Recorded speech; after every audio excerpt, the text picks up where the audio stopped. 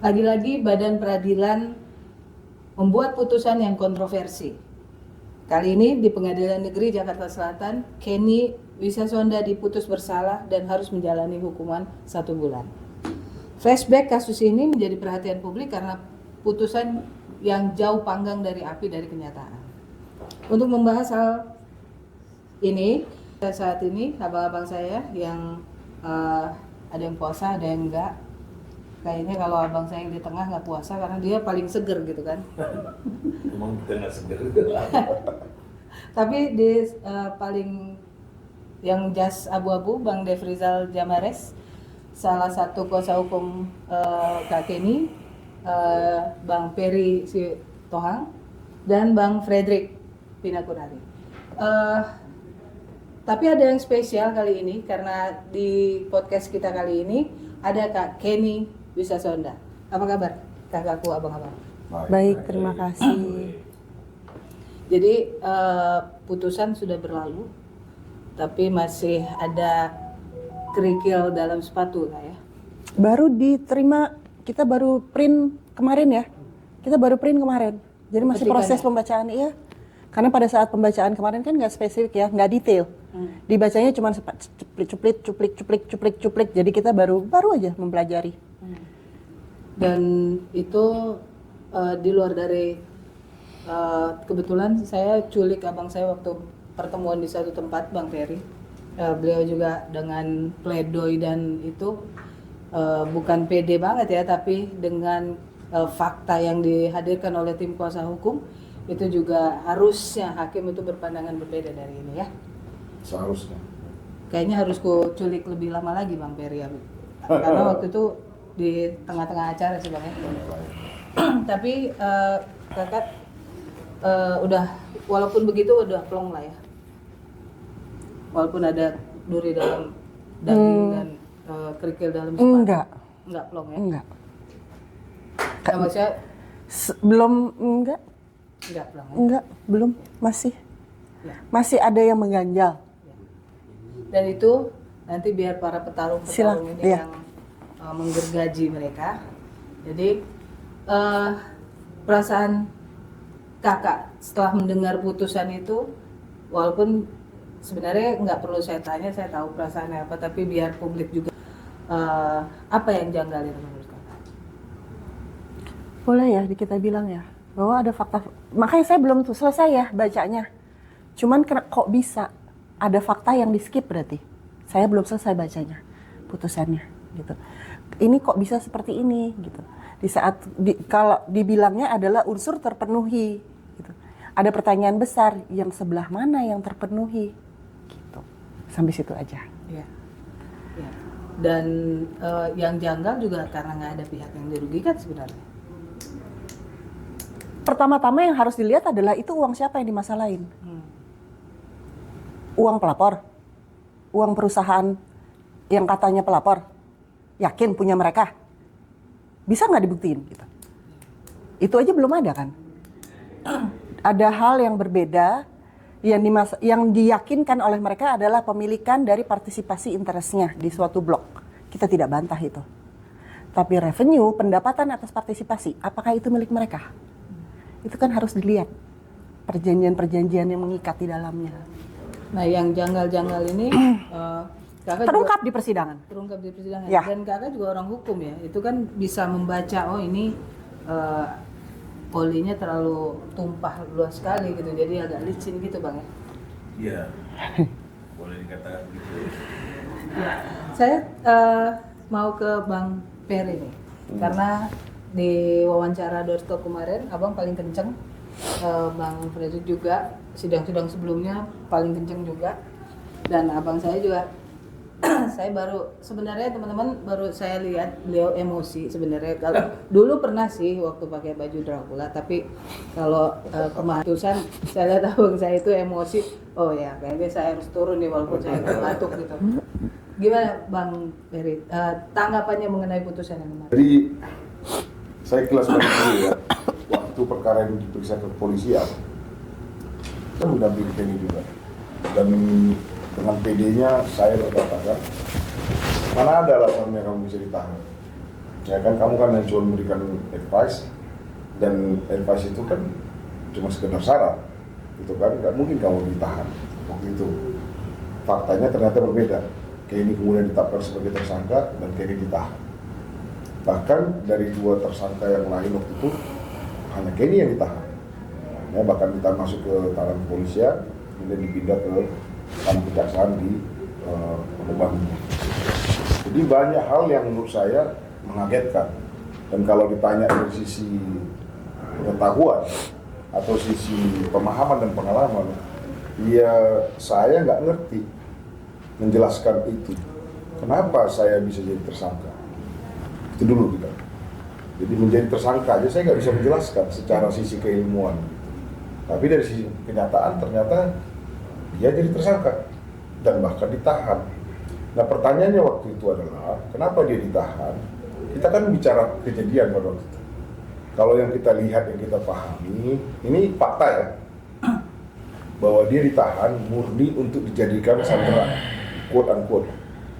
Ya, jadi sandera untuk apa? Untuk ada pihak ketiga, dalam hal ini yang menjadi konteksnya pelapor, yang menginginkan sesuatu untuk dia peroleh. Jadi jadikanlah si Kenny ini sandera supaya setidaknya owner dari perusahaan itu yang punya power untuk memberikan atau merilis participating interest tadi itu memberikan meluluhkan hatinya, ya sudahlah kita kabulkan karena daripada Kenny kena. Itu yang saya lihat waktu itu. Kenapa saya bisa bicara demikian? Pada waktu itu mereka pidanakan dulu direktur dan bagian keuangannya yang notabene orang yang tertinggi di perusahaan kan begitu ya. Ternyata nggak mempan yang gitu, tetap ngotot nih gitu. Coba kita taruh ke Kenny kan begitu. Karena Kenny itu dekat owner. Kenapa Kenny dekat dengan owner? Kan itu ada di fakta bicara, jadi saya nggak akan mengarang. Karena Kenny bisa bahasa Inggris gitu. Itu just joke, totally joke gitu. Jadi hanya karena kamu bisa bahasa Inggris, kamu dekat sama owner, kamu dikriminalisasi versi saya ya. Jadi saya ketika tanya nggak mungkin kamu bisa ditahan. Dasarnya apa? Waktu itu saya bilang. Tapi inilah Indonesia. Saya nggak bisa mengatakan itu karena bagaimanapun kita sama-sama penegak hukum dari sisi hukum ya. Ternyata ya terjadi gitu kan, bahwa polisi yang notabene penyidik yang dari awal saya katakan mereka hanya pendidikan 6 bulan untuk penyidikan, masih saya maklumi kalau nggak mengerti filosofi hukum, tapi ternyata masuk ke kejaksaan itu kan kuliah hukum juga. Loh, kenapa kejaksaan bisa menyatakan berkas perkara lengkap? Kan itu jadi suatu big question mark. Dan alasan dari kejaksaan itu ketika mengatakan Kenny tersangka karena dianggap bahwa Kenny lah yang menghasut semuanya. What? Gitu kan? Saya tuh di sekarang ini menghasut semua dalam sisi apa? Kenny soalnya kalau ketemu ngomong-ngomong sama mereka yang memberikan nasihat dia, ya kan? Maksudnya lewat email itu. Nasihat apapun itu saya cuma sepatah kata mengatakan, pakai bahasa Jawa lagi mengatakannya, ora iso itu dibayarkan gitu. Kalimatnya cuma itu kan. Dan di sisi lain kemudian dibilang Kenny menghasut yang lain. Lah ini kan jadi pertanyaan, bagaimana Kenny bisa menghasut yang lain, kan itu pertanyaannya. Nah kemudian kan masuk ke pertanyaan berikutnya adalah kalau bicara penggelapan, kan ada beberapa unsur tuh, termasuk dalam putusan itu hakim mengatakan ada 2 unsur penggelapan ditambah 1 unsur turut serta melakukannya. Dalam unsur penggelapannya ada 2, barang siapa sih itu udah bahas lah, siapa aja bisa kena kan gitu. Kemudian masuk ke unsur kedua, menguasai atau memiliki barang bukan dengan kejahatan kan begitu. Nah hakim kan dengan serta-merta mengatakan itu terbukti kan gitu, walaupun kemarin kita nggak dengarkan penjelasannya karena nggak dibacakan secara persidangan. Hakim kan mengatakan nanti lihat aja bacanya sendiri pusat kalau dia upload. Nah pertanyaan berikutnya sekarang, bagaimana penjelasan terkait dengan bisa menguasai atau memiliki barang yang bukan dengan kejahatan kan begitu. Apa yang dilakukan Kenny emang? Kenny hanya mengatakan orang iso.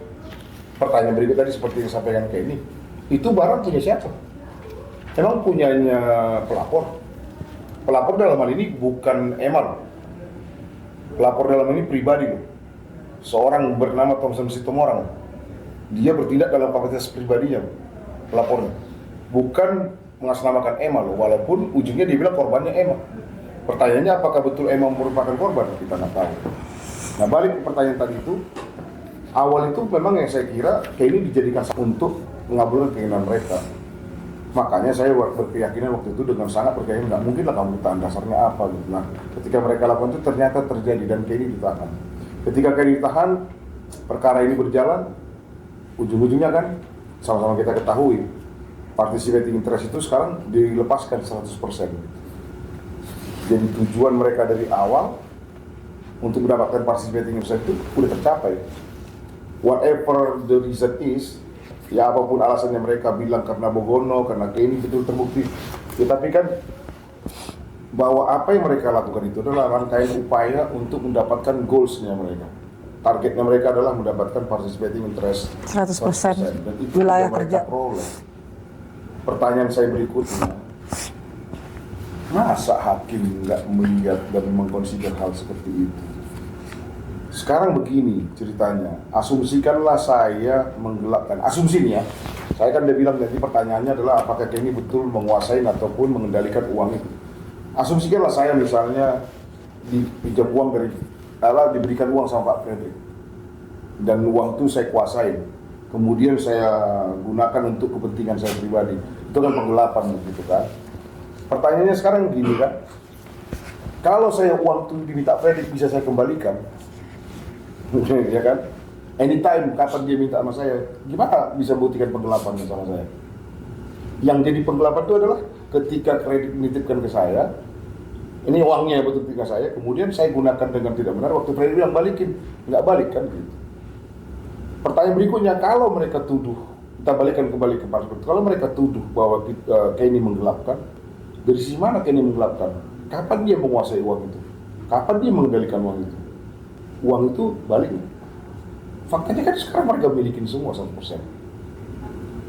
Fakta ini kan sudah kita ungkapkan di persidangan, ya, bahwa mereka kembali 100%. Bahkan kemudian mengirimkan surat juga ke pengadilan mengatakan kami sudah perdamaian. Oleh karena itu mereka memohonkan istilahnya yang mereka buat restoratif justice. Hakim pada persidangan menanya sama kita, apakah kalian menerima permohonan restoratif justice yang diajukan mereka? Ya, dengan tegas kami mengatakan tidak, karena persepsi saya katakan persepsi nih ya, bukan berdasarkan menurut ilmuwan saya sebenarnya. Persepsi saya, ketika kamu mengatakan kamu menerima restoratif justice, kamu akuin kalau kamu salah, dan oleh karena kamu mungkin salah, kamu kemudian meminta maaf atas kesalahanmu. Di dalam perkara ini, loh, kapan kita bisa mengakui salah? Orang kita salahnya dimanapun kita nggak tahu. Orang bisa dikatakan mengakui bersalah kalau dia tahu dia salah. Lah kayak ini, kalau ditanya sama saya secara keilmuan gitu, salahnya kayak ini gimana? Dia tidak mengendalikan uang, dia tidak memegang uang, dan dia tidak bisa berbuat apa. Yang dia lakukan cuma ngasih email yang isinya cuma ora iso dibayar. Pemberitahuan lo itu. Loh, Nggak orang bisa. bisa dibayar yang disampaikan Kenny kan kenapa? Bukan karena kepentingan pribadi Kenny, nggak ada kepentingan dia ke sana. Dia kan sebagai karyawan di perusahaan, dibayar oleh perusahaan untuk memberikan advice kan. Masa orang yang dibayar oleh perusahaan memberikan advice, kemudian oleh pengadilan dikatakan turut serta melakukan pidana? Loh, itu kan memang kerjaan dia. Masalah advice itu diterima atau tidak, masalah advice itu kemudian diikuti atau tidak, itu bukan instruksi, bukan order. Itu totali memang tugas dia dibayar untuk itu oleh perusahaan gitu. Masa perusahaan ngebayar dia, kemudian dianggap dia melakukan pidana? Nah, sebenarnya menjadi dilematis buat kita. Di sisi lain pengadilan itu kan harusnya namanya makin bersih kan. Ya kalau ditanya sama saya jujur aja kemarin saya sangat kecewa. Walaupun tidak saya perlihatkan dengan nyata, tapi kekecewaan saya itu kan sangat miris kan gitu. Kita sama-sama roh hukum. Hakim, jaksa, penasihat hukum, semua belajar ilmu hukum. Semua kita tahu dasar-dasar filosofi hukum pun kita tahu.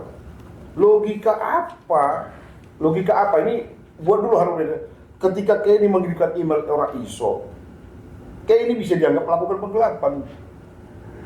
Hal kayak gini nih yang menjadikan dilematis buat kami. Jadi kalau ditanya sama saya secara pribadi bagaimana komentar saya, ya saya kecewa berat. Karena apa saya katakan demikian? Dalam persidangan kami itu udah ungkapkan semua, udah disclose semua everything, dan kita buktikan semua bahwa Kenny bukan pengendali uang, karena itu uang itu dikendalikan oleh lenders kan, para bank itu kan, bank kan memegang hak fidusia. Ya nggak bisa kita bilang gunakan uang itu loh. Jadi kalau dibilang Kenny mengendalikan uang, emang kalau Kenny bilang bayar, bank bayar gitu? Kan nggak juga. Itu kan sudah kita ungkapkan. Kalau bilang Kenny, sekarang dibilang orang ISO kata Kenny. Kalau bilang Kenny ISO gitu misalnya, emang bank pasti bayar? Tidak juga kan. Keputusan bank bayar atau tidak bukan karena Kenny. Jadi pertanyaan saya sekarang, keputusan bank bayar atau tidak pun bukan juga karena direktur, bukan juga karena bank keuangan. Bank itu punya kontrol, dia sendiri kan sudah memfidusiakan uang itu. Uang itu artinya di bawah kendali dia. Setelah masuk ke dia, mengajukan permohonan lah.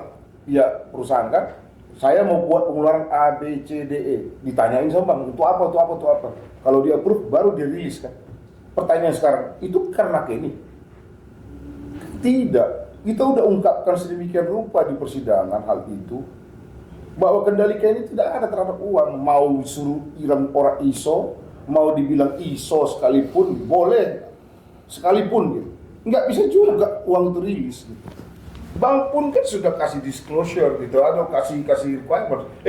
Kalian masuk nih ada presiden, tapi kan bank nggak mengakui mereka. Karena belum ada perubahan atau revisi kan gitu. Pertanyaan sekarang, masa pengadilan yang sedemikian pintar, yang bertahun-tahun menangani perkara pidana, memeriksa perkara pidana, dan juga belajar hukum, ilmu hukumnya juga mungkin, saya kan nggak bisa bilang mereka ilmu hukumnya rendah, karena tugas mereka sehari-hari, kerja mereka sehari-hari kan memang gitu kan. Masa sih jaksa yang juga sama belajar ilmu hukum, nggak mengerti filosofi ini? Kemana hati nurani kalian? Kemana ilmu kalian selama ini? Belajar di mana? Masa saya jadi bertanya belajar di mana gitu. Kalau mau bilang ilmu pidananya rendah kan juga jadi lucu. Kita kan kalau mau bicara itu kan namanya dulu waktu kuliah sama-sama belajar filsafat hukum kan. Ada silogisme kan. Kalau ada orang bilang karena si A pintar, si A botak gitu. Apakah si A botak udah pasti pintar kan gitu. Masa silogisme jadi balik-balik gitu kan. Hal kayak gini ini kan penting gitu. Filosofi hukum ini penting. Nah, dalam konteks ini, saya melihat itu kealpaan itu ada dalam konteks filosofi ini. Ini yang saya lihat, makanya saya agak emosi gitu. Emosinya miris kan. Kita aja ini, orang hukum, bisa dikerjain seperti ini. Gimana masyarakat awam yang nggak mengerti hukum? Berapa banyak yang mereka kerjain begini? Kalau begini cerita Indonesia di mata dunia. Loh, kayak ini, berita ini bukan cuma ada di dalam negeri. Berita ini bisa terbawa sampai ke luar negeri. Terus pertanyaannya, mereka tanya, begini kami mau investasi. Nanti my employees bisa diperiksa kok. Loh, Ada kalau ada forum karyawan kami di investasi situ kami Australia. bekerja. Coba.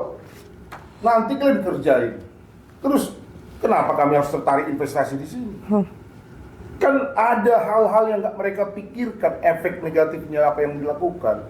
Ini nggak semata-mata mengatakan, kayak ini kan cuma 1 bulan, ringan kok. Loh, that's not the issue.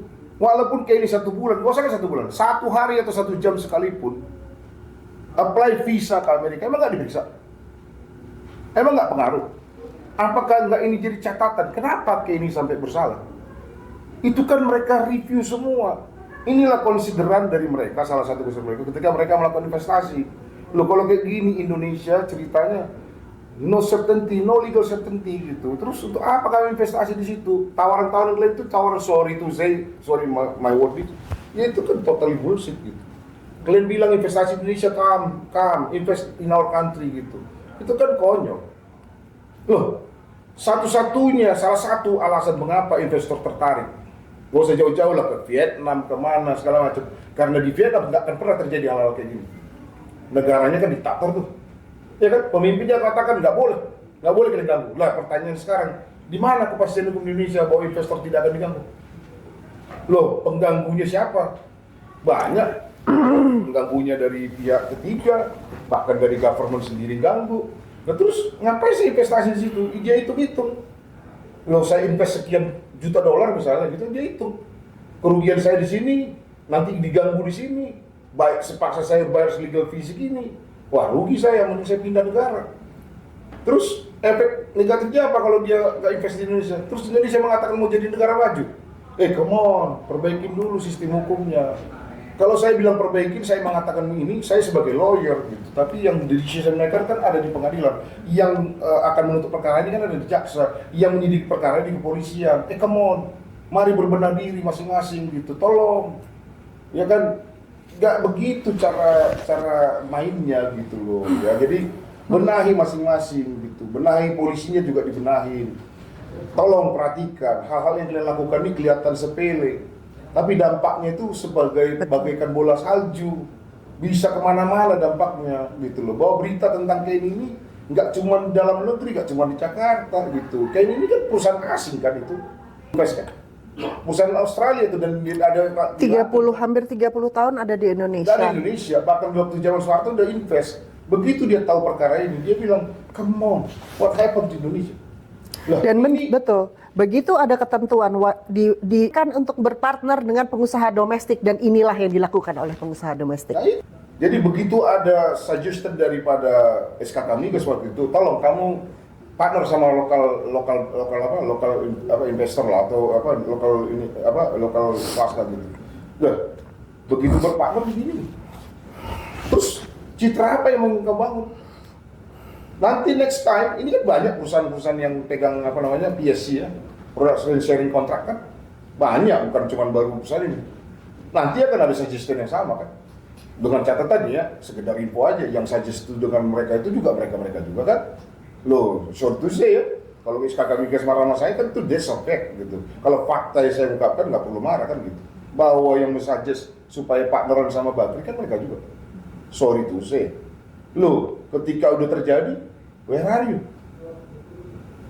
Kok jadi begini citra investasi di Indonesia? Kan itu yang jadi pertanyaan. Jadi kalau kita mau jadi negara maju, ya kalau begini sistem penegakan hukum Indonesia, begini cara kerja di Indonesia, saya nggak yakin loh ya kalau investor tuh mau nanamkan uang. Jadi ini perhatian saya bilang tadi, walau kemarin saya ngomong soal bahwa ini ada masalah legal counsel, ada masalah para advocates atau para advokat yang juga terlibat bisa terkena dampak di sini. Secara lebih besar lagi ada investor-investor yang bisa khawatir menanamkan uangnya di sini. Kenapa? Loh, nggak mungkin dong kami tanamkan uang di situ. Kalian kalau kami tanam di situ nanti kami tanam 100 bisa keluar 1.000, bisa keluar 10.000 gitu. Jadi bukan investasi namanya itu, kami bonyok dong gitu. Nah, hal kayak gini nih yang perlu jadi perhatian dari pengadilan dan juga masyarakat, bahwa saya orang yang terlibat di dunia hukum, yang bergelut di dunia ini pun, ya dunia hukum ini juga merasa, sorry ya, penegakan hukum kita belum ke arah yang benar, masih bisa ditunggangin dan masih bisa disetir. Nah kalau begini ceritanya, ya dengan segala hormat gitu, jangan berpikir kita jadi negara maju. Kalau pemerintah tidak turun tangan di sini, Mahkamah Agung tidak turun tangan untuk melihat hal-hal seperti sepele ini, bahwa citra pengadilan Indonesia itu masih dianggap orang tidak baik, ya terus harapan kita apa mau jadi negara maju? That's it for me. Sebelum ke Bang Fredrik, saya mau ke Abang. Bang, tadi selain kasus ini tuh membuat semuanya terang benderang, yaitu satu kepastian hukum untuk berinvestasi tidak jelas di negara ini. Yang kedua, bahwa profesi in-house lawyer dan advokat itu juga terancam, ya kan? Karena tidak ada kepastian hukum juga untuk yang melindungi. Walaupun sebenarnya advokat atau ini bisa berlindung di undang-undang advokat atau paralegal dan sebagainya. Itu menurut Abang ini presiden apa sih sebenarnya? Ya, jadi gini, kalau kita lihat perkara ini, kita harus lihat dua hal besar sebenarnya yang harus dipertimbangkan hakim. Pertama ya, kasusnya sendiri ya terkait dengan adanya dispute. Di sini kan ada dua hal, dispute antar pemegang saham, ya kan. Terus satu, posisinya Kenny sebagai seorang in-house. Nah, ini dua hal yang sebenarnya yang jadi pokok dari sengketa yang ada pada perkara ini sebenarnya gitu ya. Nah, seharusnya ya hakim bisa membedakan itu, ya. Tapi saya jadi heran ketika hakim kok justru melihat posisi Kenny yang adalah sebagai in-house lawyer yang notabene ada karyawan, ya, dengan mudah digampangkan ini perkara, ya, seolah-olah seolah-olah ini apa namanya, Kenny jadi aktif dalam posisi yang sangat super aktif di dalam hal pengambilan keputusan dalam perkara ini. Padahal dalam persidangan kita sudah tampilkan semua bukti-bukti ya, baik formal maupun secara substansi gitu ya, maupun saksi ahli yang menunjukkan bahwa menjelaskan bahwa posisi seorang in-house counsel itu seperti apa, bagaimana opini yang dibuat oleh in-house counsel itu, ya kan? Dan siapa pengambil keputusan di dalam satu struktur dari perusahaan ini gitu loh. Nah ini dalam putusan ini hanya dipertimbangkan dengan apa ya? Dengan simpel, tidak cukup pertimbangan lah gitu ya. Padahal ini seharusnya jadi landmark decision bagi hakim. Ini kesempatan bagi hakim untuk menjelaskan bagaimana sih sebenarnya. Kita sih nggak mau mengatakan bahwa seorang in-house counsel kebal hukum, tidak. Tidak begitu. Tapi ya kan, bagaimana fakta peristiwa ini ya sampai seorang Kenny bisa diseret sebagai terdakwa, itu kan jelas step-stepnya, pengambilannya seperti apa dan mana perannya kan. Nah, cuman di dalam putusan ini, Kenny opini ya, pendapat ataupun informasi dibuat jadi super aktif, jadi disebut sebagai Instruksi. yang orang memberikan instruksi. Dan ada kalimat-kalimat dalam putusan itu mengatakan atas dasar instruksinya Kenny, maka presiden, direktur atau apa jabatannya itu GM, which is sudah dijelaskan di dalam persidangan, sudah terbukti dalam persidangan, ini posisinya itu 5 grade di atasnya Kenny gitu. Nah, tapi di situ dibahasakan Kenny menginstruksikan. Di situ aja udah kejanggalan. Wajib tunduk. Ini kan logika. Ini kan logika ya. Jadi rasio disidendi dari putusan ini di mana gitu. Ini logika awam publik ya. Saya sampai dalam perkara ini saya menguji ya, saya punya teman. Teman saya itu kerjanya informal, hanya seorang sopir. Waktu saya bikin nota pembelaan ini, saya suruh baca dia. Dia aja ngerti. Logikanya dia ngerti. Bahwa posisinya. Saya lihat kan putusan ini, dia bingung. Kok bisa begini ya? Emang hukum itu serumit itu? Nah ini perkara sebenarnya sederhana untuk Kenny-nya. Nah, padahal dari sisi Kenny sebagai ini in-house-nya kan. Dari sisi pokok perkaranya sendiri, pokok sengketa antara EMA dengan ES itu sendiri, itu jelas kan dari awal bahwa yang penyebab sengketa ini muncul adalah apa? Perbedaan pendapat memandang klausul pasal 5.2 dari CSPLA. Ini kan udah jelas di CSPA itu kalau ada perbedaan pendapat itu ada forum sengketa, penyelesaian sengketa. Dan ketika kita di persidangan kita tampil dengan ahli, semua ahli mengatakan begitu, ya kan? Tapi hakimnya dengan mudah mengatakan bahwa ini memang ada perdata, ya, tapi pidananya tidak bisa dikesampingkan begitu aja gitu kan, ya kan? Tapi kan untuk membuktikan bahwa memang benar EMA itu berhak tidak berhak, ini bukan ranahnya si hakim pidana ini. Ini adalah arenanya ada di hakim perdata, memutuskan apakah emang berhak atau tidak. Ini sederhana sebenarnya. Jadi media itulah maka kita curigai ada apa. Jadi kita patut berpikiran kemana-mana. Mulai dari kelayakan legal standing pelapor aja udah kita persoalkan. Dengan mudah hakim mengatakan, majelis di sini mengatakan ini kan delik bukan delik aduan. That's it, selesai, segitu aja. Semudah itu menangkis argumen yang sangat sangat sophisticated diajukan dengan bukti-bukti yang cukup. Kalau kayak gini tuduhan palsu bisa di mana-mana. Masa polisi bekerja sedemikian rupa hanya dasar-dasar ini. Jadi tuduhan ada dalam tanda kutip pesanan itu sangat kental gitu, sangat susah kita untuk orang-orang awam memandang tidak ada pesanan itu jadi apa ya? Jadi susah orang untuk mengatakan tidak ada. Jadi dugaan by design itu ya makanya ya? ini dugaan kriminalisasi ini sangat kental, kami berani mengatakan begitu. Nah yang kedua, ya Pengadilan Negeri Jakarta Selatan ini kami anggap ada salah satu pengadilan yang sophisticated lah, pengadilan yang punya mutu yang bagus dibanding pengadilan lain lah, termasuk pengadilan yang pilihan lah gitu ya. Tapi saya bingung gitu loh. Sebelum Kenny ada advokat rekan kita Tony Wijaya juga dihukum atas dasar dan menjalankan profesi, dan juga divonis 2 bulan. Jadi saya bertanya-tanya nih, waduh, ada apa nih Pengadilan Negeri Jakarta Selatan? Kok sepertinya jadi dalam tanda kutip ya menyeramkan bagi kita profesi hukum ini gitu kan? Udah seperti tanda kutip nih, seperti kuburan lah bahasanya. Saya tidak menuduh apa. Wah, ini Pengadilan Negeri Jakarta seperti kuburan bagi profesi kita ini gitu loh. Nah, kita sih sepanjang putusan ini punya rasio disidendi yang ini, mungkin kita bisa berdebat, tapi kita melihat jauh susah kita untuk mengatakan ini jauh dari rekayasa gitu ya, dari awal gitu ya. Saya nggak bilang majelisnya rekayasa, enggak, tapi perkara ini dari awal sudah penuh dengan aroma kriminalisasi gitu. Dan itu kita ungkapkan habis-habisan. Kita udah menghadirkan 4 ahli dan bukan ahli yang kaleng-kaleng gitu. Ya kan?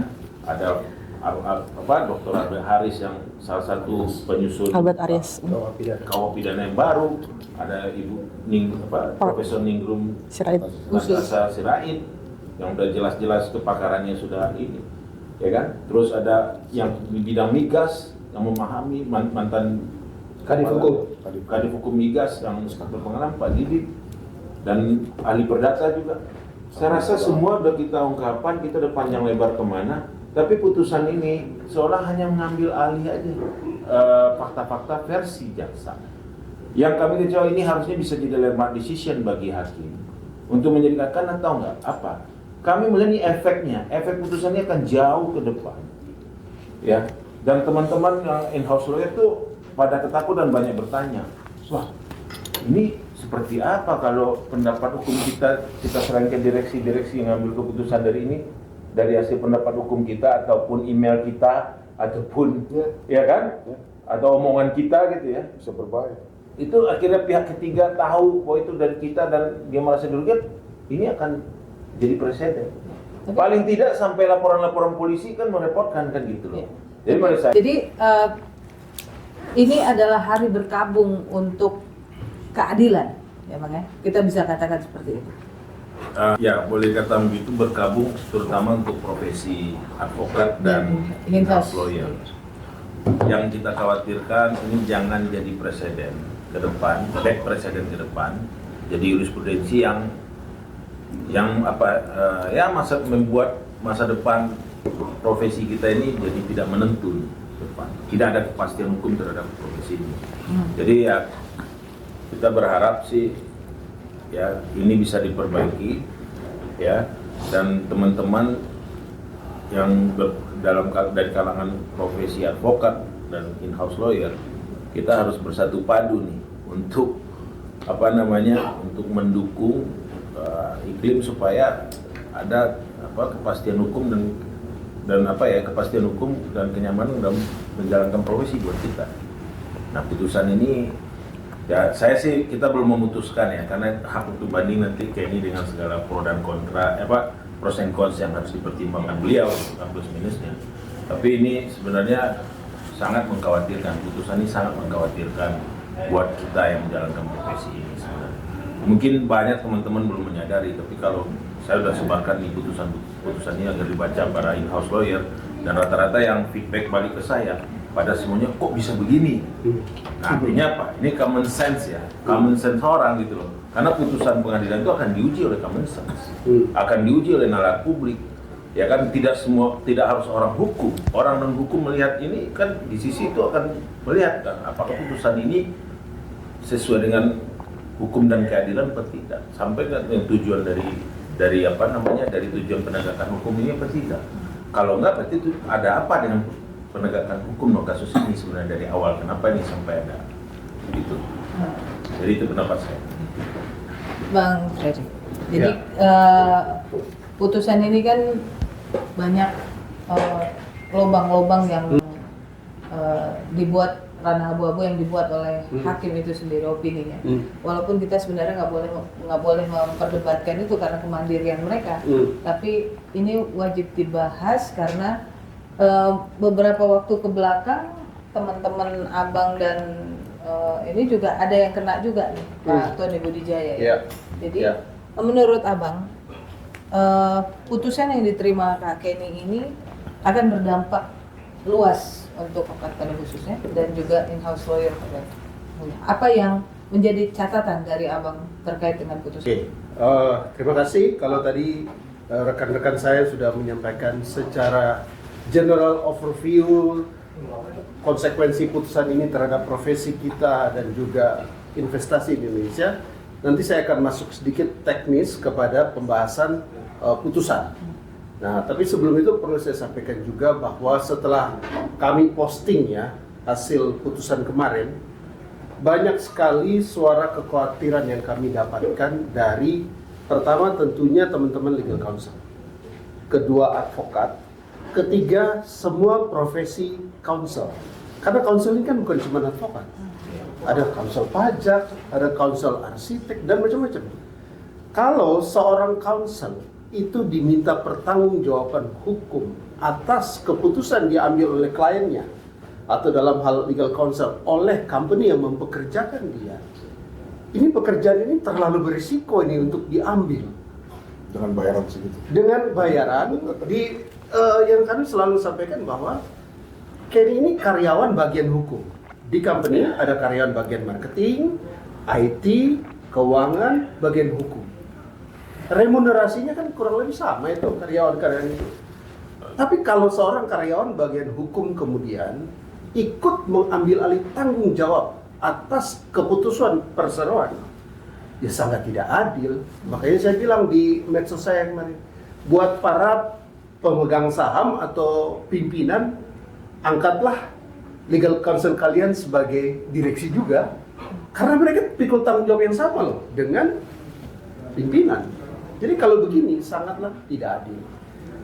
Dan ini juga membuat orang-orang muda yang mungkin berpikir menjadi legal counsel ketakutan, ngeri jadi legal counsel karena ada kasus Kenny. Gitu. Sudah ada mahasiswa yang ambil materi ini untuk bahan skripsinya. Skripsi tesis ya S2 yang ambil dari UPH. Kalau mereka akan menuliskan kasus ini, apa pelajaran yang memberikan kepada publik kan? Kalau ini akan diambil sebagai pegangan. Nah, karena itu saya sekarang sedikit banyak mau masuk terhadap pertimbangan hukum, ya. Saya catat sudah soalnya. Jadi menurut yang tadi Bang Peri juga dijelaskan, itu kan dibilang mengenai unsur dengan sengaja dan melawan hukum. Menurut hakim, selama pemeriksaan perkara, hakim berpendapat bahwa Kenny dalam melakukan perbuatannya menghendaki, ya, dia sudah menghendaki dan membuat Emma tidak menerima haknya. Jadi unsur itu, unsur turut serta telah terpenuhi. Nah, karena itu saya lihat kembali apa yang ahli pidana yang kami ajukan, Dr. Albert Aries. Dia itu menjelaskan dengan sangat baik tentang masalah konsep turut serta. Ya, dia mengutip pendapat dari ahli hukum yang Rameling. Jadi untuk dibilang mengenai keikutsertaan, itu harus ada kerjasama yang erat yang dilakukan oleh pelaku. Jadi harus ada kerjasama antara Kenny, Andi, Elizabeth untuk mewujudkan delik ini. Mereka bertiga itu harus ada kerjasama. Dan setelah kerjasama, itu harus ada perencanaan. Mereka rencana untuk melakukan ini, penggelapan terhadap $31 juta ini. Harus ada meeting of mind. Mereka bertiga itu berdiskusi, berpikir, merencanakan supaya kita gelapkan $31 juta. Dan kemudian ada double intention, niat yang sama untuk mewujudkan delik. Menurut sidang yang sudah kita lakukan, mereka aja berantem. Mereka bertiga aja tidak kompak gitu loh. Kalau diuji dengan syarat-syarat yang Yan Rameling bilang tadi, yang menurut kami tidak terpenuhi yang namanya unsur tadi itu ya, dengan sengaja dan melawan hukum, tidak terpenuhi. Ya sekali lagi menurut kami ya, beda tentunya dengan, makanya kita optimis waktu itu ya. betul. Makanya kita ini kemarin ya ketika hadiri sidang kita confidence gitu. Ya karena kami lawyer yang semua ini adalah play by the rule. Kita berusaha semaksimal mungkin dan karena itu kita confidence menghadapi putusan, tapi kemudian kecewa dengan hasilnya. Nah, ini saya lihat di halaman 131. Hakim itu mengutip pendapat dari ahli Fuli Handayani. Padahal ahli Fuli Handayani tidak dihadirkan dalam persidangan. Menurut pasal 186 KUHP, Keterangan ahli itu adalah keterangan seorang ahli yang dinyatakan dalam sidang pengadilan. Uli Handayani notaris ya? Iya, dia doktor, dia di UI, dan dia notaris juga. Dia tidak dihadirkan. Maka waktu keterangan dia, BAP dia itu dibaca, kita keberatan. Kita ada pasalnya, 186 KUHP. Jadi kalaupun kita keberatan, ada pasalnya dong, ya kan? Tidak asal keberatan saja. Jadi menurut saya, ini kekeliruan dalam pertimbangan hukum yang menyitir pendapat seorang ahli yang tidak di cross examinasi sama kita. Masa diambil begitu saja? Harusnya kan kita juga didengarkan dong apa yang dijelaskan oleh Fuli. Kedua, halaman 133. Ada bunyinya begini. Seharusnya saksi Andirianto, saksi Elizabeth dengan saran dan pendapat terdakwa Kenny. Kenny ini selalu dibilang dengan saran dan pendapat terdakwa Kenny menggunakan rekening E3S untuk mendistribusikan pendapatan hasil penjualan gas bumi dari wilayah Sengkang kepada EMA sesuai porsi kepemilikannya setelah E3S menerima pembagian pendapatan dari Bank Mandiri. Nah, ini yang mau kita sampaikan bahwa tidak mungkin E3S itu bisa melakukan ini.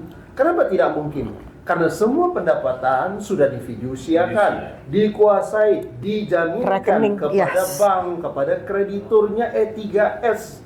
Justru kalau E3S itu lakukan itu, maka itu adalah pelanggaran terhadap perjanjian. Bisa kena perdata, bisa kena pidana ini. Dan ini tertuang di putusan ya, Pak? Iya, ini yang Ya. saya baca ini di halaman 133. Yang lucunya itu putusan itu tidak sesuai dengan fakta-fakta di persidangan. Betul. Itu yang jadi- Bisa jadi hakim juga malahan menyarankan kita berbuat melanggar hukum. Loh, Iya, itu dia. iya. Itulah Dengan proses- dia, itu dengan rasa kami untuk melakukan perbuatan pidana melanggar undang-undang fidusia.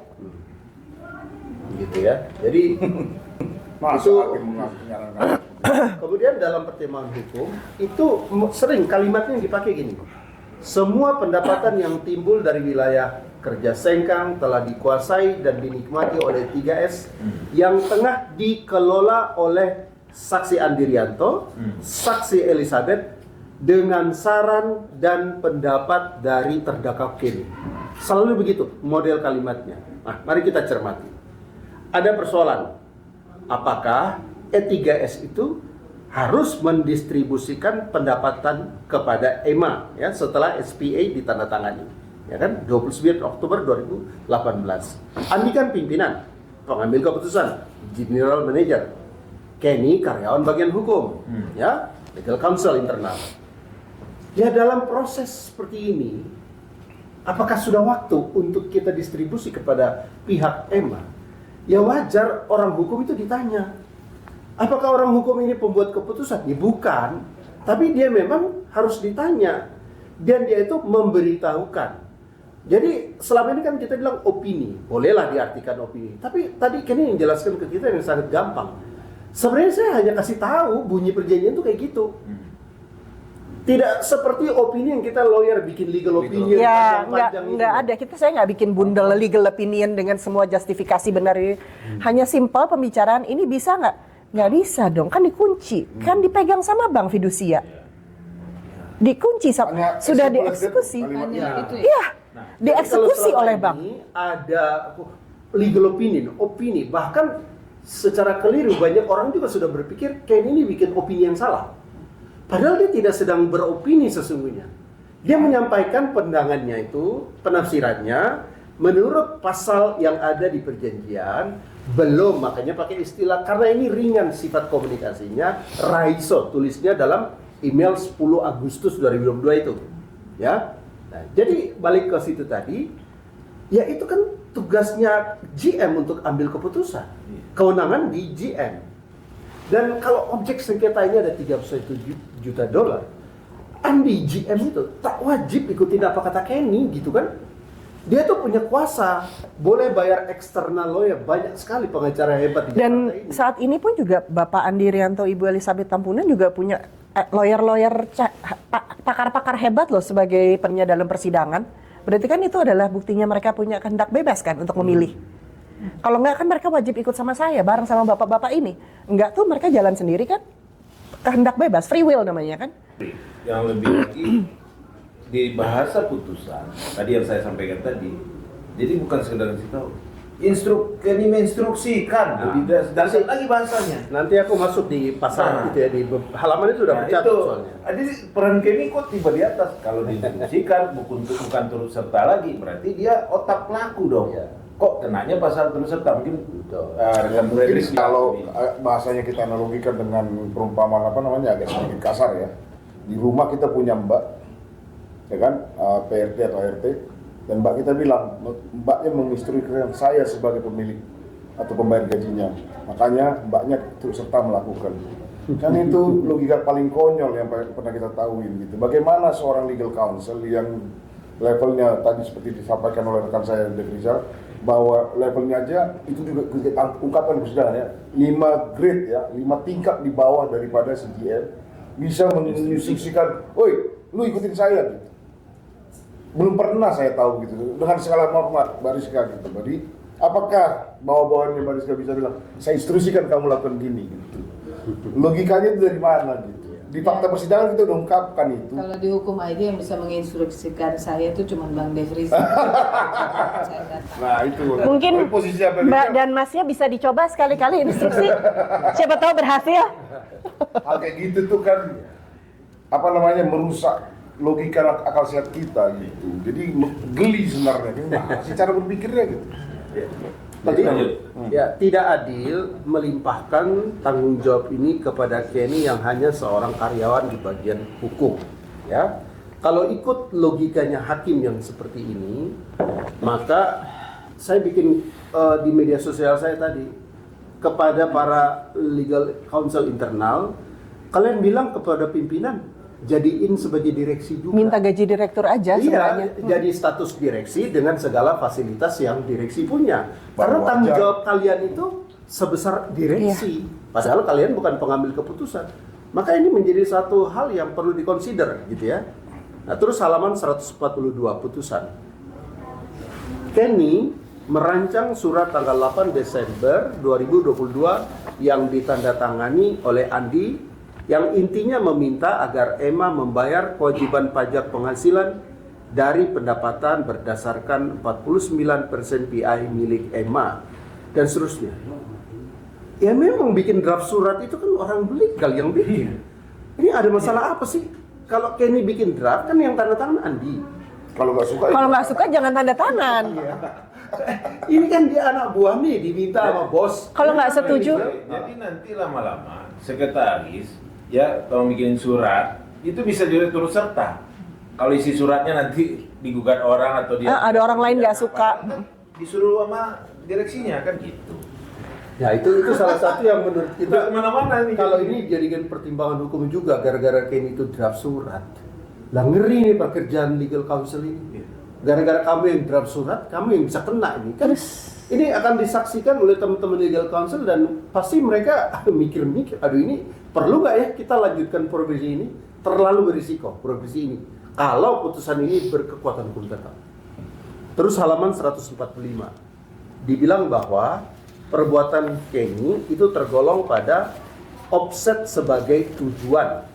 Kenny menghendaki perbuatannya dan menginsafi akibat perbuatannya, Willen and Wetten bahasa Belandanya itu ya. Di mana akibat perbuatan Kenny dengan pendapatnya itu membuat Emma tidak menerima pembayaran yang menjadi haknya. Nah, balik lagi ke tadi. Gak bisa, ini kan sudah dijaminkan, sudah difidusiakan. Gak mungkin lah bagi mereka ini, bahkan di sidang udah clear kok. Akta fidusia ada, Betul. perjanjian fidusia ada, semua jelas jadi bukti. Bahkan sampai kepada pemegang saham E3S pun juga dibatasi. Dan juga pernyataan dari pelapor bahwa yang bikin perjanjian fidusia adalah pelapor. Ada juga di situ buktinya. Jadi kalau balik ke sini, Kenny yang tadi memberitahukan Raiso didistribusikan itu belum boleh gitu ya. Ya bukan berarti dia pengambil keputusan. Dia memberi informasi kepada pimpinannya tentang bacaan dia terkait perjanjian gitu ya. Iya. Jadi dia bukan orang yang Willen and Wetten itu menghendaki dan menginsafi suatu keadaan itu, tidak. Kalaupun ada Willen and Wetten, itu pimpinan, bukan Kenny ya. Job desk-nya dia memang begitu. GM yang punya tanggung jawab hak untuk itu. Nah, jadi kalau mengikuti logika kita yang berpikir seperti hakim kita ini, profesi legal counsel, kita advokat, nanti merembet ke segala penasehat nih, penasehat konstruksi, penasehat arsitek, penasehat pajak. Atas nasihat yang kalian berikan, kalian bisa kena masalah kalau kemudian ada pihak ketiga yang Nggak suka. keberatan, ya. Halaman 146. Di situ disebutkan bahwa Andi sebagai GM adalah pimpinan tertinggi yang bertanggung jawab atau atas operasional dan keuangan sebagai BUT. Namun dalam praktiknya Andi menerima instruksi dari Kenny karena posisinya Kenny ini lebih dapat memberikan instruksi kepada Andi sebagai GM. Ini yang kita tuh agak heran sebenarnya. Kita kan hadirkan Bapak Dr. Didik Sasono ya. Didik. Orang SKK Migas itu. Dia mantan Kadif Hukum SKK Migas. Jadi dia tahu betul, karena mereka ini kan semua di bawah SKK Migas. Kenny level 13, Andi level 17. Struktur dan organisasi itu mesti wajib di-report kan. Betul. Dan Jadi, mereka tahu dan mereka review tahu. itu semua. Kayak Kenny ini kata waktu itu Pak Didik itu agak sedikit tersenyum ya. Berapa level berapa? 13. Ya analis lah itu. Paham ya? Sense yang Pak Didik kasih itu buat kita gini rupanya ya. 13 analis itu. Ya 17 ya pimpinan Andi. Kalau 13 analis. Ya enggak dong, analis untuk ambil alih tanggung jawab kata Pak Didik. Sesimpel itu karena Itu Pak dari SKK Migas ya. mantan Kadif Hukum dan dia pernah menjadi legal counsel di sebuah BUT juga. Jadi dia tuh lengkap gitu menceritakan tentang hal Nggak pernah dipertimbangkan juga makin kan. itu nggak masuk ya. Jadi menurut kita ini keliru, tidak ada dasar hukum karena nggak mungkin lah. Level 13 perintah level 17 itu tidak masuk akal dan sudah dikonfirm oleh Pak Didik mantan Kadif Hukum SKK Migas. Ini ada hal yang harus kita klarifikasi dengan bahwa dia kompeten, iya, tapi dia tidak punya kewenangan. Kalimat ini saya dengar sendiri dari Kenny waktu sidang. Kenny bilang, aku kompeten, tapi aku nggak punya wewenang. Ini dalam loh sebenarnya. Bahwa dia ngerti menafsirkan undang-undang, membaca peraturan, itu dia punya kompetensi, karena itu dia dipekerjakan. Kalau nggak punya kompetensi kan nggak dipekerjakan. Tapi apakah punya kompetensi otomatis punya wewenang? Kan tidak. Wewenang itu ada di pihak pimpinan. Nah, sayang sekali kenapa hakim tidak bisa melihat hal seperti ini ya. Tapi anyway nanti kita tuangkan lah dalam proses selanjutnya. Jika kita banding. Jadi nggak mau banding. Nanti. Lelah Mbak, udah hampir 3 tahun loh perkara ini. Tambah 1 tahun lagi lah untuk nyerang Mahkamah Agung. Sedikit ya di halaman 152. Kenny telah mengirimkan email tanggal 10 Agustus 2020 kepada Farid, CC kepada Andi. Intinya Emma belum berhak mendapatkan pendapatan tersebut. Itu. Ya, ini Oraiso. Itu email 10 Agustus. Ya, balik lagi. Dia hanya menjalankan tugas. Banyak seputar itu ya. Dia bukan pengambil keputusan. Di halaman 157 bahwa keterangan ini yang lucu juga ini. Saksi David Tanuwijaya yang tidak terkualifikasi sebagai ahli. Dia akuntan publik. Akuntan publik dia yang diperiksa polisi. Yang di sidang dulu kita kasih julukan saksi berbayar. Oke. Nah, jadi gini, biar clear nih ya. Majelis Hakim berpendapat bahwa keterangan saksi David Tanuwijaya tetap dapat digunakan sebagai bukti yang sah apabila berkesesuaian dengan alat bukti lainnya.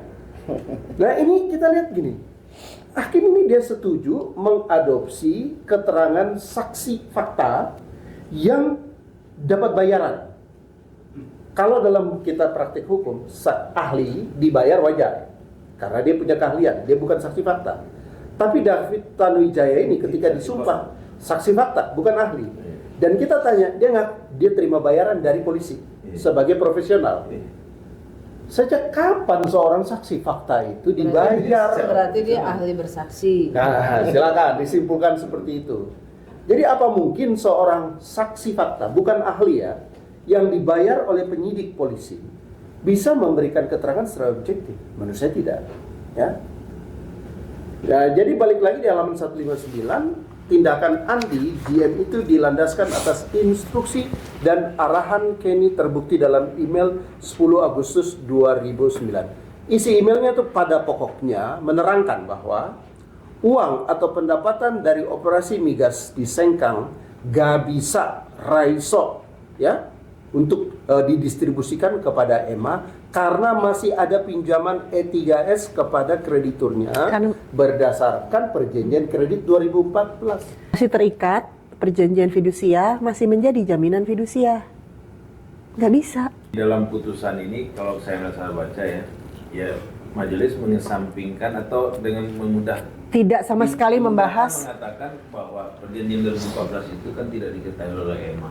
Kan nggak mungkin lah orang mau PI mau masuk ke Dan sementara sudah jelas di kurikulum vitae pelapor, karena pelapor dulu kan adalah pekerja kami.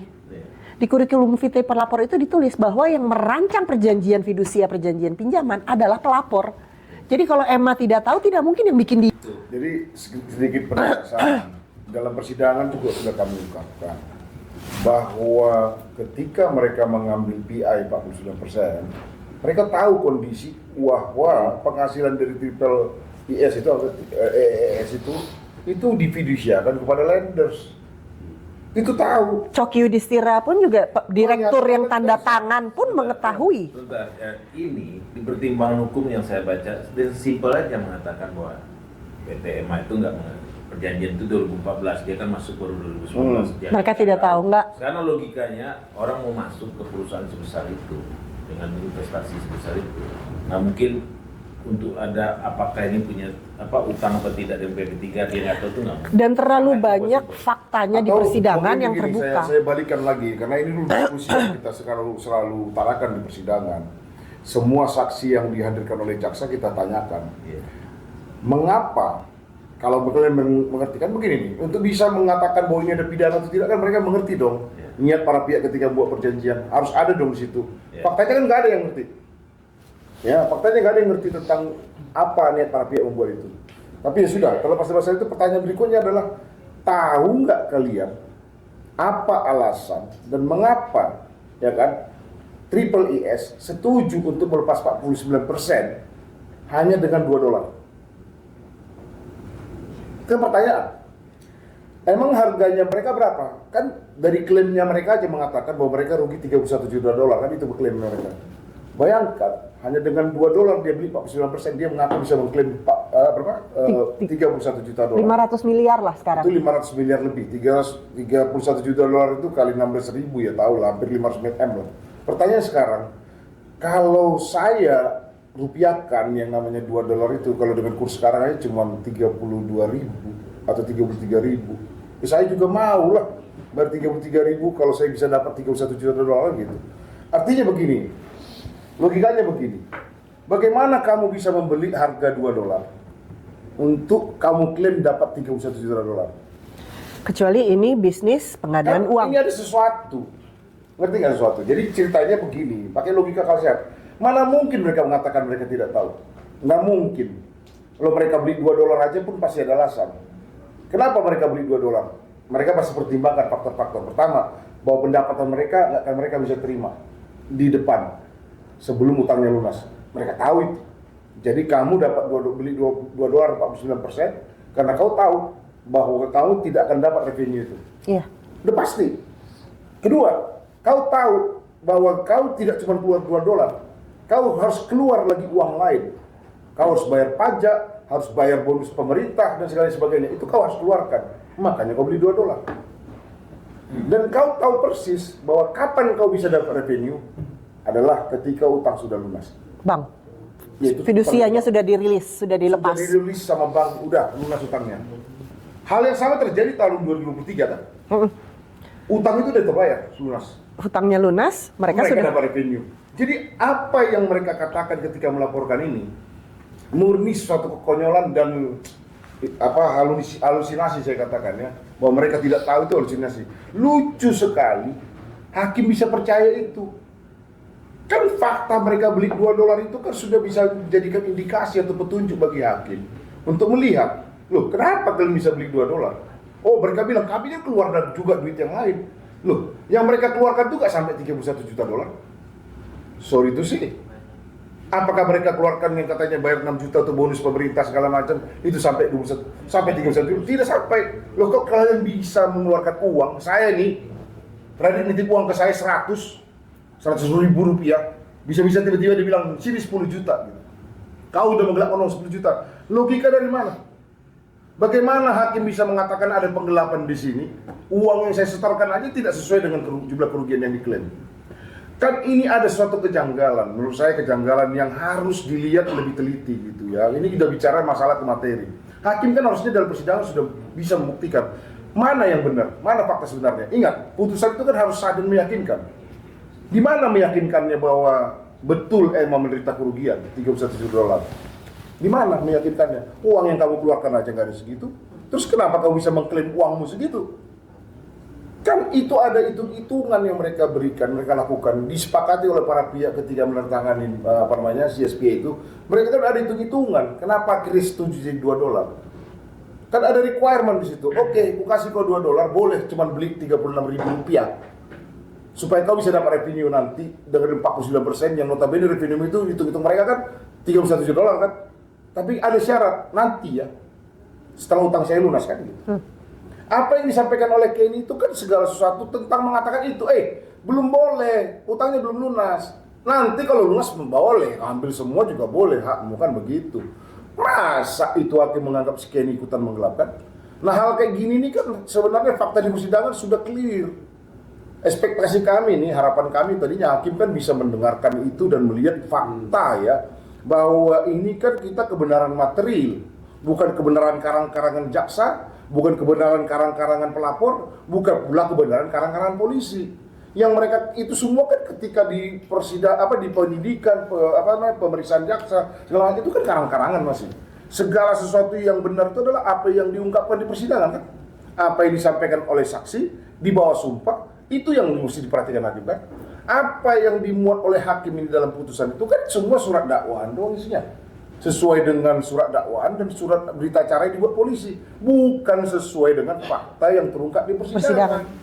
Jadi menggelikan dan sekaligus menyedihkan gitu ketika hakim mengeluarkan putusan hanya berdasarkan dokumen-dokumen yang ada di berkas.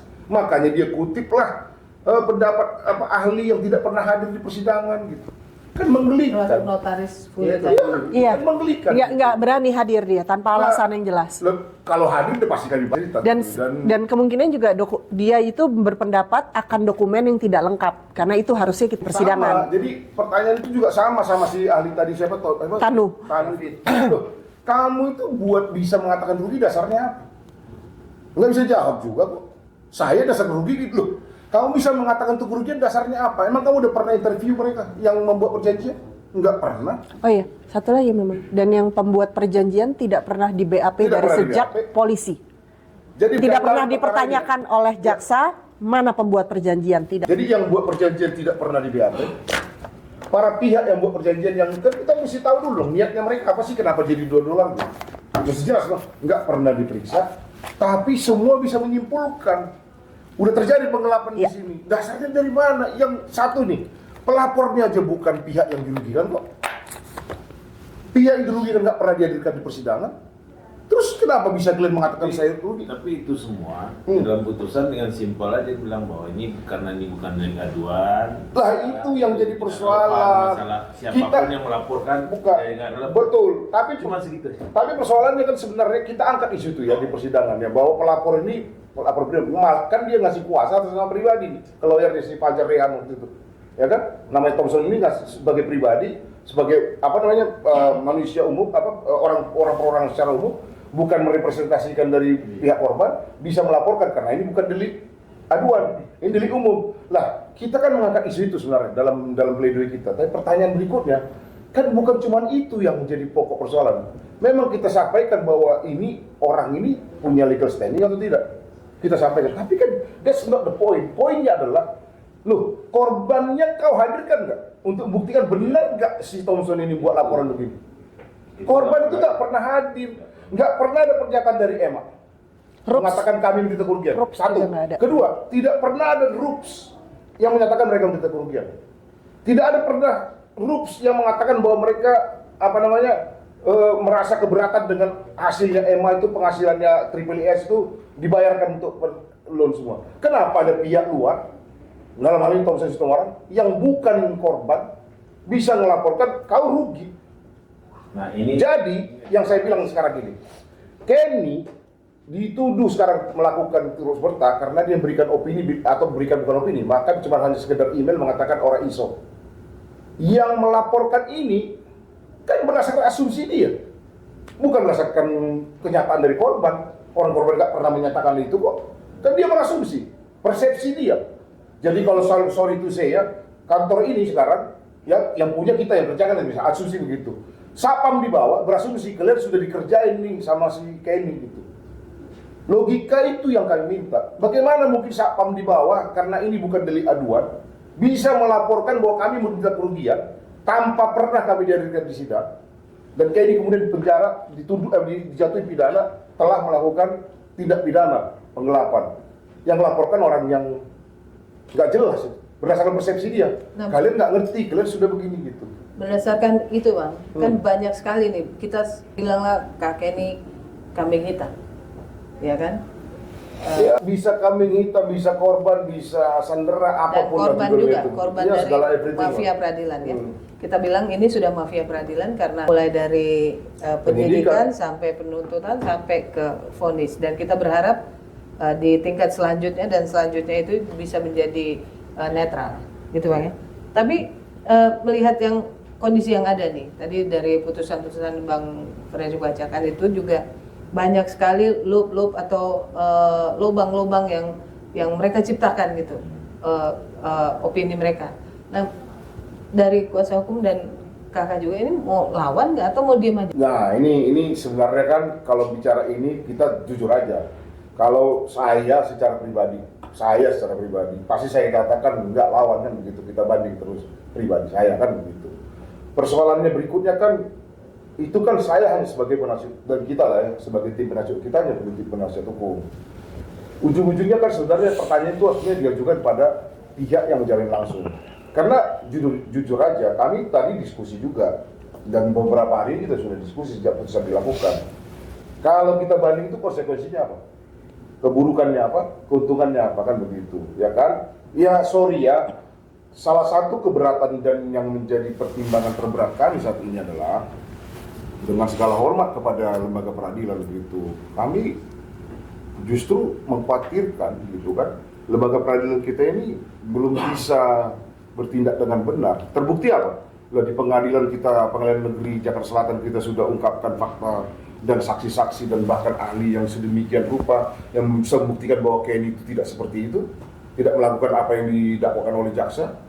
Faktanya di putusan dengan segala simpelnya nggak pernah dipertimbangkan hakim kok. Dari mana kami bisa yakin bahwa pengadilan lebih tinggi itu, maksudnya dalam pengadilan tinggi ataupun Mahkamah Agung nanti akan bisa memahami kasus ini dan memutus dengan yang benar gitu. Itu bukan, ini suzon ya. Salah satu pertimbangan itu bisa juga nanti kalau kami banding, Kenny bukannya dihukum cuma dikuatkan atau dibebaskan, malah dihukum lebih berat, bisa juga. Tapi kami masih punya juga di sisi lain, ada sisi positifnya. Masa sih mereka berani melakukan itu? Balik lagi ke pertanyaan masa sih berani melakukan itu, sama juga ketika pertanyaan balik lagi ke awal. Apakah Kenny bisa dijadikan tersangka? Masa sih? Nggak mungkin logika hukum kami mengatakan Kenny bisa jadi tersangka. Itu seperti itu. Faktanya terjadi sebaliknya.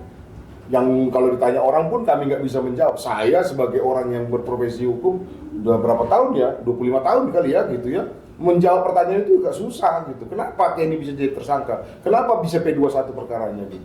Nah, tapi faktanya Kenny jadi tersangka, kemudian bahkan ditahan kan gitu.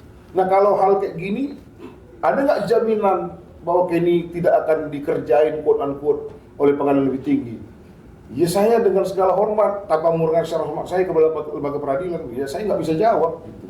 Itu pertanyaan yang sulit saya jawab, karena kalau saya bilang dulu dengan gagah perkasa mengatakan pada Kenny, nggak mungkin lah kamu jadi tersangka, ternyata faktanya kan begitu. Nah hal seperti ini salah satu pertimbangan terberat kami saat ini. Ya, kami bukan berarti mengatakan kami tidak percaya lembaga peradilan. Sekarang sekali lagi saya katakan, kami masih percaya bahwa di lembaga peradilan itu masih banyak manusia-manusia ataupun dalam hal ini hakim-hakim yang masih memiliki hati nurani. Kami masih percaya itu.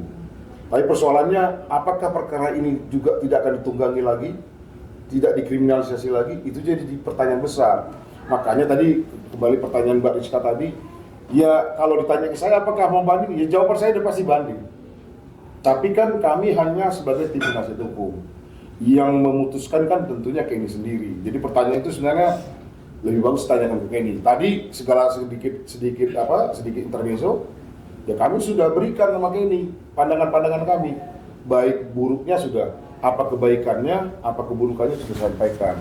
Nah Kenny juga tadi dengan ini menyampaikan juga ke kita, tolong kasih saya waktu, kan begitu kan lebih ya. Biar saya bisa mempertimbangkan, berpikir, karena keputusan juga bukan cuma saya sendiri, saya juga perlu pertimbangkan orang tua saya kan kalau misalnya kayak dia ada apa-apa, misalnya nih kita sih nggak terlalu sujon ya, tapi ternyata pengadilan tinggi memutuskan lebih berat misalnya, nanti orang tuanya marah kan gitu, lo kenapa jadi begitu, bukan apa begini kan bisa begitu, nanti komplainnya ke siapa, bukan cuma ke kita juga kan gitu. Jadi ketika kita misalnya memutuskan banding, Kenny harus siap dengan segala risiko, itu yang satu. Kalau kita pun tidak memutuskan banding, Kenny juga mesti siap dengan risikonya kan begitu. Tugas kami kan hanya memberikan nasihat. Keputusan ada di Kenny. Hal yang sama loh terjadi ketika Kenny mengatakan orang iso. Mungkin Dia hanya ngasih advice. Mungkin karena Pak Thompson Situmorang ini nggak ngerti Bang Oraiso itu harusnya bahasa Batak gitu. Ndang boy. Iya. Mungkin gitu. Tapi saya nggak yakin lah yang namanya Thompson Situmorang itu orang bodoh, bukan. Saya nggak yakin lah ya. Mungkin saking pintarnya lah dia bisa melakukan seperti ini. Maksud dan tujuannya apa saya tidak mengerti gitu ya. Cuman ya come on gitu loh. Masa sih kamu nggak punya hati nurani? Karena kalau manusia sudah tidak punya hati nurani, terus kamu bicara apa gitu? Apa bedanya manusia sama binatang? Cuman itu aja kok. Ya kan, kalau mengedepankan menghapus hati nurani, terus kamu mau apa? Ya, kalau itu yang mau depankan, ya kita mau bicara apa? Nggak ada yang perlu kita bicarakan di sini. Itu kan sudah berantem tak jelas kan gitu. Ya antara lu atau gue yang mati kan begitu doang. Lu kita bicara yang real aja lah. Mari kita kan sama-sama sarjana hukum, kan dia juga sarjana hukum kan. Lulusan universitas terkemuka lagi kan gitu. Bukan mengatakan saya tidak lulusan universitas terkemuka ya gitu. Kita sama-sama lulusan universitas terkemuka. Ya marilah bicara filsafat hukum gitu ya kan, yang benar pakai ikan nurani, pakailah logika dan falsafah atau filsafat yang dipelajari waktu kuliah. Benar nggak sih yang kamu lakukan ini? Catat ya, saya bilang benar itu bukan karena titipan gue. Bicara tanya ke hati nurani deh gitu. Gimana kalau itu terjadi sama dirimu? Kira-kira kau terima nggak? Kan ada hukum dalam dunia manusia sebagai makhluk sosial kan. Kalau kau nggak ingin orang lain lakukan samamu, jangan lakukan, ya kan? Berarti kalau kau dilakukan gini, kau siap dong suatu saat diperlakukan seperti itu. Gimana kalau terjadi sama dirimu? Siap nggak? Ya. Jadi gimana Kak? Butuh waktu untuk meditate. Intinya sebenarnya kita masih punya waktu beberapa hari. Cukup kan? lelah juga ya Mbak ya. 3 tahun loh. Mulai mulai ada gangguan sorry. Kurang lebih Juni, Juli tahun 2022 itu sudah mulai serangan pertama. Juni 2022 lanjut terus sampai sekarang belum selesai. Ini sebentar Juni 2025 kan 3 tahun. Lelah. Ulang tahun ketiga ya. Iya, jadi kita lihat dulu. Apalagi hari putusan itu pas ulang tahun dia lagi. Kadonya Kado pahit lah. Ya cuman saya agak sedikit mirisnya begini. Mungkin dari sisi jaksa ataupun dari sisi majelis kan hukumannya sebulan kan juga cuma percobaan. ya tapi tetap aja bersalah. Nah di situ dia letaknya yang perlu dipahami. Mau 1 jam pun, mau itu 1 hari pun, mau itu cuma seminggu pun, ya apapun judulnya dia Gini, bisa akan bersalah. kalau saya memang salah dikasih segini saya alhamdulillah Mbak. Oh iya dong. Ya, mungkin orang-orang yang bilang putusannya bagus nggak Kak, teman-teman gitu kan ya, putusan bagus, bersalah sebulan, alhamdulillah sebulan, nggak bisa, gue nggak ngapa-ngapain. Beda cerita, kalau orang bersalah alhamdulillah dikasih 1 bulan. Iya kan? Biasanya orang yang nerima tuh ya Karena salah. memang dia ada salahnya gitu. Tapi kalau misalnya saya pilihannya adalah patuh kepada undang-undang fidusia, perjanjian fidusia, atau disuruh melanggar fidusia dan memberikan kepada pihak yang sebelah sana untuk menghindari dari tuduhan penggelapan di penjara. Kan serba salah ya, mau yang mana? Nggak bener. Akan gua si malakama itu. No. Terlebih lagi, fakta persidangan sudah mengatakan pembuat perjanjian adalah perjanjian fidusia yang bikin siapa? Pelapor. Perjanjian pinjaman dengan bank yang bikin siapa? Pelapor. Untuk melihat yang seperti itu, Di-ignore, tidak ada. Nggak ada di sini. Jadi hakim ini memutus bukan sesuai dengan fakta-fakta persidangan, gitu. Tapi dia putus sesuai dengan BAP.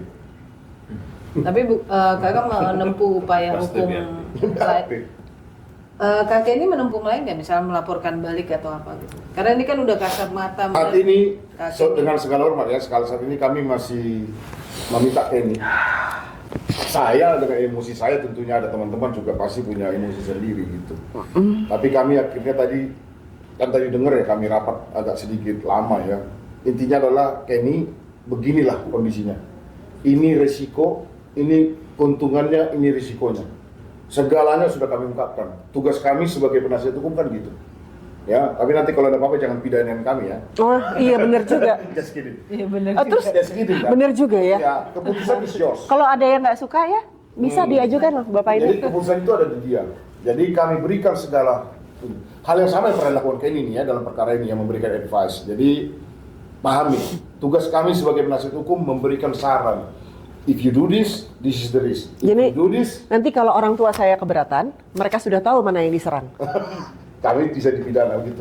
Kalau logikanya hakim kan begitu atau lebih. Dan satu lagi, agak lucu ya, kalau tuduhannya adalah atas penggelapan 500 miliar rupiah, akhirnya kenanya 2 bulan, banyak yang niru nanti. 1 bulan lah. 1 bulan, nanti banyak yang niru itu. Tuh, kalau betul ada terjadi penggelapan sekitar 31 juta dolar USD ya, Jadi masa jurisprudensi sih hukumannya cuma sebulan? Ya.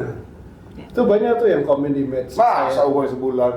Waduh, kalau untuk 500-an miliar hukumannya cuma 1 bulan.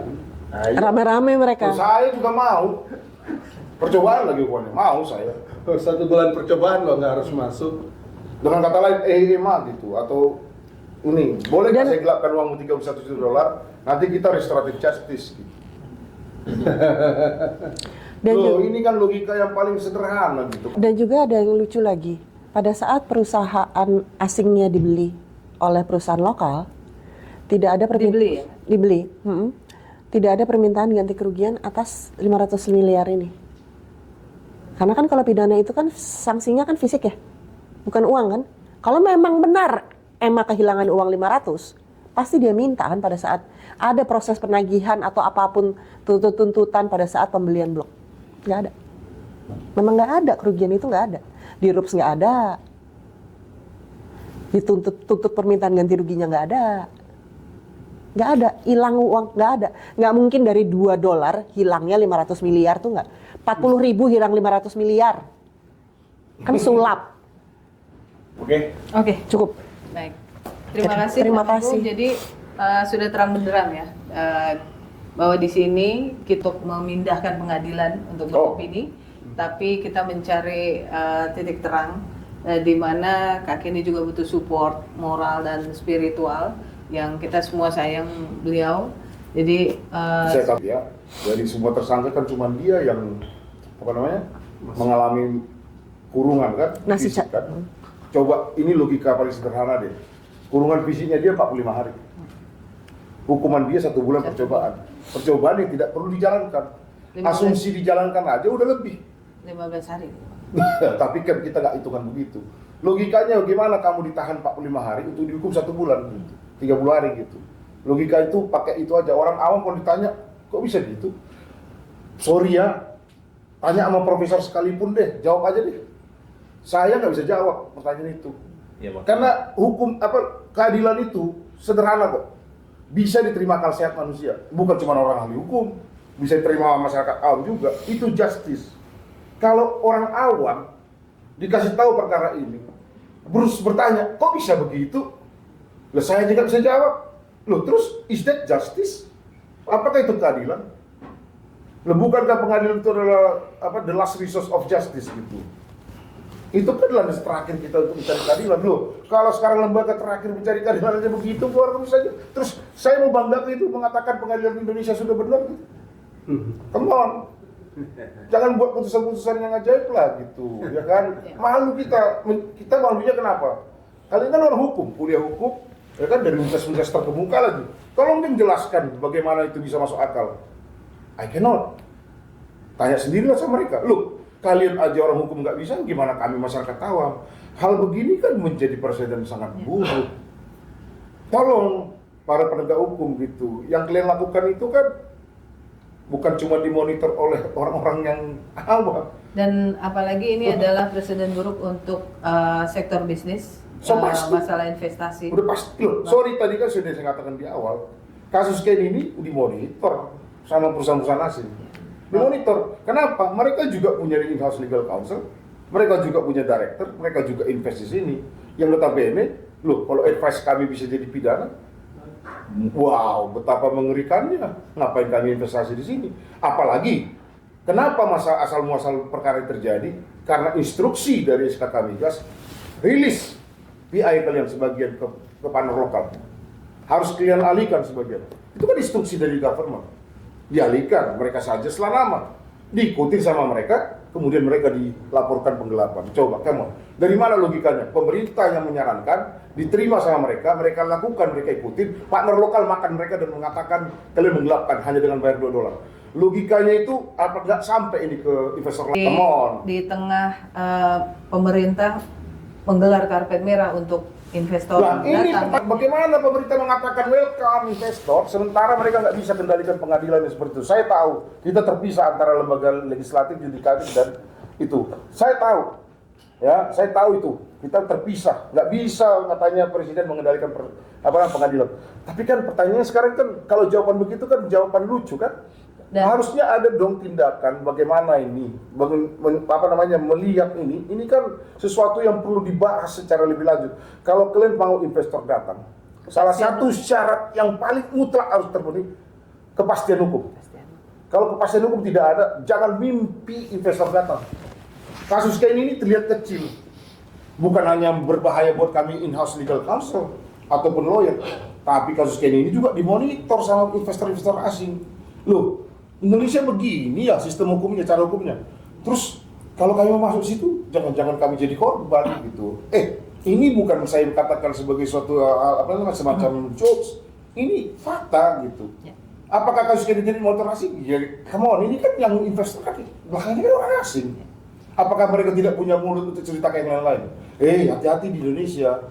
Begini kami investasi, udah 30 tahun kami di Indonesia. Judul beritanya kami Only bicara. in Indonesia. Kalau 30 dicari. tahun loh mereka investasi di Indonesia. Kira-kira orang yang mau investasi di Indonesia nggak akan nanya mereka gitu? Masih nanya, gimana kamu kemarin kasusmu di situ? Hati-hati. Akhirnya narik diri. Yang jadi efek dominonya itu kan meluas ke masyarakat awam. Kita kekurangan kesempatan lapangan kerja. Investasi kan dengan identik dengan lapangan kerja kan. Kita kekurangan income dari pajak dan lain-lain gitu kan. Kan ini dampak yang nggak mereka pikirkan cuma sesaat. Advance-nya juga. Oh, ini akan panjang, apalagi kita berencana menjadi negara maju. Jangan mimpi. Nggak bisa.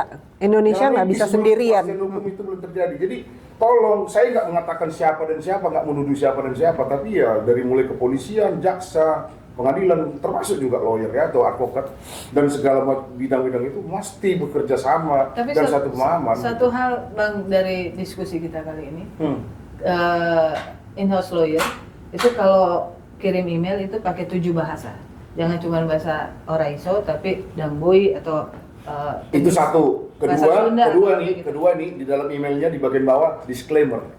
Jika kamu mengikuti nasihat saya menolak itu. Kan harus jadi lucu. Opini macam-macam begitu. Jadi kalau sampai in-house legal counsel harus mengasih disclaimer di setiap emailnya, kan berbahaya. Terus gimana ceritanya, kok benar nggak sih opini? Jangan-jangan kok nggak baca perjanjiannya. Loh, kayak ini tuh kan ngomong gitu kan berdasarkan perjanjian, apa yang dia pahami tentang perjanjian, dan yang disampaikan tuh sesuai fakta kok. Perjanjian dia begini, belum boleh. Kan kesepakatannya memang belum boleh dibayar kalau belum lunas. Orang belum lunas kok, itu kalimat kayak ini loh, kenapa jadi pidana? Oke. Yang kayak gini-gini ini kan kelihatan sederhana, kelihatan bikin kan hukumannya cuma sebulan. Come on, this is not a matter of 1 bulan, 1 hari, 1 minggu. Kenny kau bilang bersalah. Begitu kau bilang Kenny bersalah, itu terreport seluruh investor asing di luar negeri juga tahu itu. Ini jadi monitor. Terus mereka akan ada bertanya sama kita semua. Begini ya sistem pengadilan hukum di Indonesia. Terus kenapa kami mesti investasi di sana? Come on, gitu ya. Tolong pikirkan dampak yang lebih luas. Mengingat abang saya sudah agak gelisah, Bang. Oh, ada janji. Oh iya. Bukan karena kampung Iya. tengah ribut gitu ya. Itu salah satunya. Oh, salah satu. Oke, jadi terima kasih abang-abang Ya, ya. waktunya, kakak. Semoga semangat terus dan kalau bisa jangan berhenti untuk Kasih berjuang. waktu lah. Kasih Tinggal dia waktu. masih punya waktu beberapa hari itu berjuang. Mungkin mau ikut Bang Dev untuk ke Luwuk supaya fresh, supaya liburan. Dia orang Luwuk ini. Oke, terima kasih. Ya, Terima kasih, Selamat terima kasih sore. ya. Terima kasih.